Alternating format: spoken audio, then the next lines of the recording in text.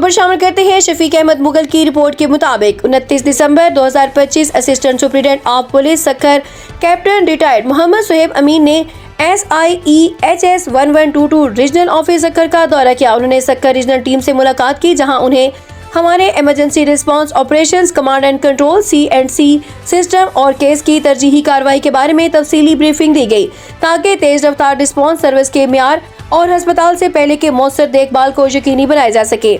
उन्होंने Edmund ITRDE और CC Sukkur समेत दीगर महकमों को भी दौरा किया।